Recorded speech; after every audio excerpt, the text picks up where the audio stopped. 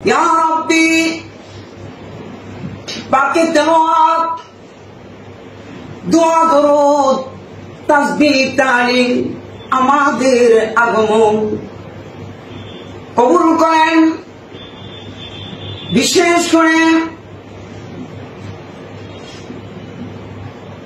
আমার শ্রদ্ধাভাজন ঢাকা বিশ্ববিদ্যালয়ের সম্মানিত যখন স্টুডেন্ট ছিলাম, ঢাকা ইউনিভার্সিটিতে গবেষণা ছিল, সম্মানিত অভিভাবক আল্লাহ টুকু ভাইজানকে কবুল করেন, সহকর্মীদেরকে কবুল করেন।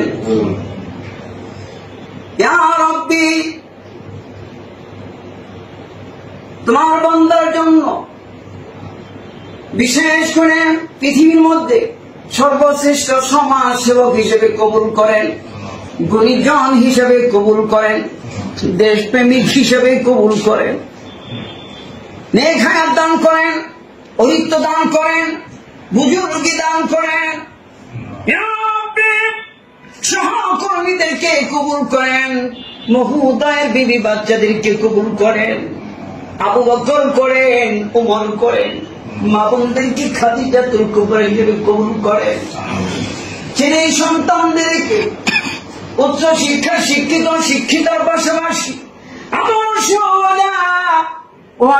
স্কলার, দার্শনিক, ইসলামিক সাহিত্যিক, বিজ্ঞানী, গবেষক, আইনজীবী, বুদ্ধিজীবী হিসেবে কবুল করেন। আমরা খুশি আছি, তুমি খুশি হয়ে যাও, তামাম দুনিয়া যেন লিড দিতে পারে। আল্লাহ গো, ও আল্লাহ, তোমার নেক বান্দা হিসেবে তুমি কবুল করে নিয়েছো, পছন্দনীয় বান্দা হিসেবে তুমি কবুল করে নিয়েছো। সুলতান সালাউদ্দিন টুকু, ইয়া রব্বি আমরা শ্রদ্ধা করি, ভালোবাসি, তুমি ভালোবাসো। গুনাহগুলো মাফ করে, যদি গুনাহ থেকে থাকে গুনাহগুলো মাফ করে তোমার কুদরতি কোলে তুমি তুলে নাও, কুদরতি কোলে তুমি তুলে নাও। আল্লাহ মহোদয়ের খেদমতে যারা আছেন, যে হাতে খেদমত করেন, ওই দুটো হাতের জন্য জাহান্নামের আগুন হারাম করে দিয়ে জান্নাতকে তুমি ওয়াজিব করে দাও।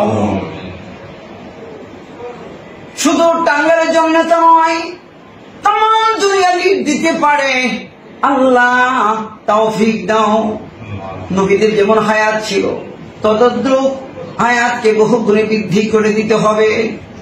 আল্লাহ আল্লাহ গো, 18,000 মাখলুকের মাঝে মহোদয়ের ভালোবাসা তুমি ঢেলে দাও। 18,000 মাখলুকের মাঝে মহোদয়ের ভালোবাসা তুমি ঢেলে দাও। পবিত্র সময় মনে পড়ে গেল মার কথা, বাবার কথা। নবীজি বলেছেন, সন্তান যদি দিনে 112 মা বাবার চেহারা দিয়ে তাকে 100 কবুলেতে হজে নিয়ে পাওয়া যায়। এই দয়াল মা বাবা ভুলে যাতে নিবৃত্ত ঘর কবরে যাতে আশ্রয় গ্রহণ করেছেন। নবীজি বলেছেন, ঘর মাকে মনে করে কান্দে, বাবাকে মনে করে কান্দে, এতে চোখের বাড়ি জমিতে পতিতা হবার পূর্বে মা বাবার কবরে আযাব বন্ধ হয়ে যায়। ইয়া রব্বি, এই মুহূর্তের মধ্যে যদি মা বাবার কবরে আযাব বন্ধ না হয়, নবীজির কথা মিথ্যে হয়ে যাবে, তাহা কখনো হতে পারে না।